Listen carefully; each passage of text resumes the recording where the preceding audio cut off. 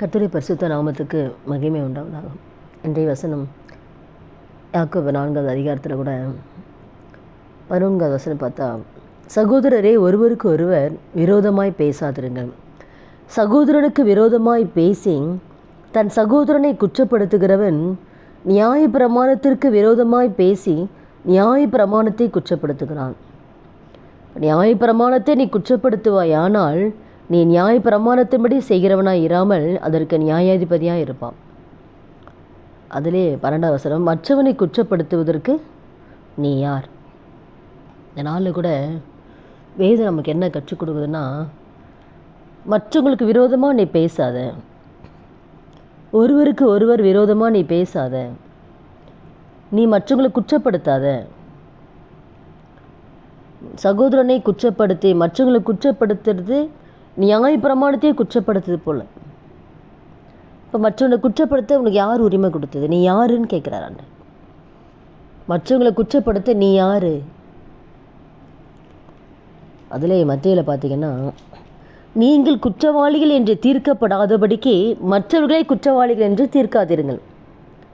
அப்போ நீங்கள் குற்றவாளின்னு தீர்க்கப்படாமல் இருக்கணும்னா மற்றவங்கள நீங்கள் குற்றவாளின்னு தீர்க்கக்கூடாது. நீங்கள் எப்படி மற்றவங்களை தீர்க்கிறீங்களோ அந்த தீர்ப்பின்படி தான் உங்களையும் ஆண்டவர் தீர்ப்பார். நீங்கள் எப்படி மற்றவங்களை அளக்குறீங்களோ அதுபோல் தான் உங்களுக்கும் ஆண்டவர் அளப்பார். உன் கண்ணில் பெரிய உத்தரமே வச்சுருக்க, உங்ககிட்ட எவ்வளோ தவறு இருக்குது, ஆனால் அந்த தவறு பார்க்காம உன் சகோதரன் கண்ணில் துரும்பு தான் இருக்குது, உன் கண்ணில் ஒரு உத்தரத்தையே வச்சுருக்க.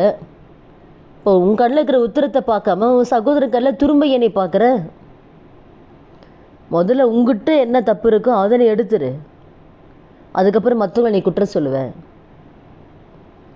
அதான் வேதம் சொல்லுது. மற்றவங்களை குற்றப்படுத்துறதுக்கு எந்த ஒரு அதிகாரமும் ஆண்டவர் கொடுக்கவே இல்லை. உன் கருத்தில் என்ன கொடுக்கப்பட்டிருக்கோ உன்னுடைய காரியத்தை மாத்திரம்தான் பார்த்துட்டு போகணும். இவங்க அப்படி சொல்கிறாங்க, இந்த ஊழிக்கார் அப்படி சொல்கிறாங்க, அந்த ஊழிக்கார் அப்படி சொல்கிறாங்க. நான் கூட நிறைய பார்க்குறேன், நிறைய யூடியூப்பில் ஊழியக்காரர்களுக்கு விரோதமாக பேசுகிற நபர்களெல்லாம் பார்க்கும் பொழுது ஊழியக்காரங்களே பேசுகிறாங்க. அது பெரிய வேதனையான காரியம். ஏன் உங்களுக்கு வசனம் தெரியலையா? கர்த்தர் மற்றவங்களை பேசுறதுக்கு அனுமதி யார் கொடுத்தது? உன் கருத்தில் என்ன கொடுத்துருக்காரோ அதை மட்டும் செஞ்சுட்டு போயிட்டே இருக்கணும். மற்றவங்க எப்படி இருந்தாலும் கர்த்தரும் அவங்களும். உனக்கு என்ன வேறு வேலையே இல்லையா? உங்களுக்கு எவ்வளோ வேலைங்க இருக்குது. கர்த்தருக்காக செய்ய வேண்டியது எவ்வளோ வேலை இருக்குது. உண்மையாக ஊழியம் செய்கிற ஒரு ஊழியக்காரங்க கூட யாரை பற்றி பேச மாட்டாங்க. நல்லா நோட் பண்ணி பார்த்தா தெரியும். கர்த்தருக்கென்று உண்மையாக யார் ஊழியம் செய்கிறாங்களோ அவங்க எந்த நபரை குறித்து குறை சொல்லவே மாட்டாங்க. நல்லா நம்ம ஆராய்ந்து பார்த்தா தெரியும். பெரிய பெரிய ஊழியக்காரரை பற்றி பேசுகிறாங்களா, அவங்க யாரு குறித்து அது ஒருத்தரை பற்றி குறை சொல்லியிருக்காங்களா? அவங்களுக்கு கருத்தில் கொடுக்கப்பட்ட ஊழியத்தை அவங்க உண்மையாக செஞ்சிட்ருக்காங்க. அதை பொறுக்க முடியாமல் அந்த ஊழியக்காரில் பேசி பேசி கடைசியாக நியாய பிரமாணத்துக்கு விரோதமாகவே பேசிகிட்டு இருக்காங்க. இதில் தண்டனை, கர்த்தர் கொடுக்க போகிற தண்டனை அது அவங்க வாழ்நாட்கள் அவங்க பார்ப்பாங்க. வேதம் அதுக்கு உத்தரவு, மற்றவங்களை குற்றம் சொல்ல ஆண்டவர் உத்தரவு கொடுக்கல.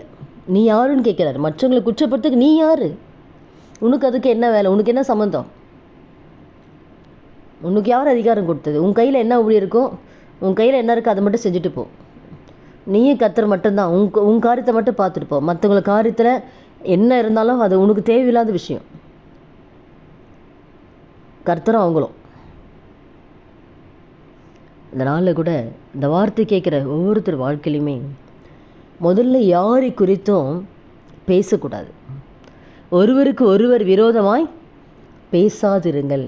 சகோதரனுக்கு விரோதமாய், நம்ம சபையில் கூட சரி, இல்லை மற்ற ஊழியக்காரர்களும் இருந்தாலும் சரி, எந்த சகோதரனுக்கு விரோதமாய் பேச வேதம் அனுமதி கொடுக்கல. ஏன் பேசி ஆண்டவர் நம்ம வேதனைப்படுத்தணும்? நாமே குற்றவாளியாக நிற்கணும். அந்த தண்டனை ஏன் நாம் அனுபவிக்கணும்? நம்மக்கிட்ட எவ்வளோ பாவம் இருக்குது, எவ்வளோ தவறு இருக்குது.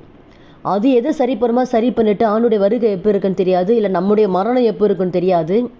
நம்ம மரணம் எப்போ இருந்தாலும் நம்ம அதை ஆயத்தமாக இருக்கணும். கர்த்தர் வருகை எப்போ இருக்கு தெரியாது, அதுக்கு ஆயத்தமாக இருக்கணும். நம்மை நாமே தகுதிப்படுத்தி ஆண்டவர் வருகைக்கு ஆயத்தமாகாமல் இன்னும் பேசி பேசி பேசி மற்றவர்கள் குற்றப்படுத்திட்டே இருந்தால் திடீர்னு ஆண்டுடைய வருகையோ இல்லை மரணமோ வந்தால் பரலோகத்துக்கு போக முடியுமா? கண்டிப்பாக போக முடியாது. மற்றவங்களை குற்றப்படுத்துகிற யாருமே பரலோகத்தில் அனுமதியே கிடையாது. ஆண்டவர் விரும்பாத காரியத்தை செய்யும்போது எப்படி போக முடியும்?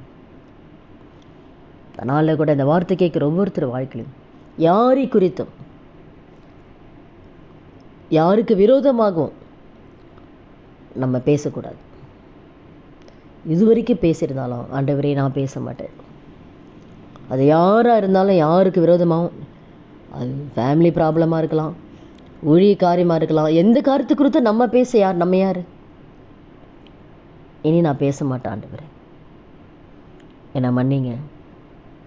நான் நியாய பிரமாணத்தையே குற்றப்படுத்துகிறான். நான் அப்படி மற்றவங்க விரோதமாக பேசும்போது நீ நியாய பிரமாணத்தையே குற்றப்படுத்துகிற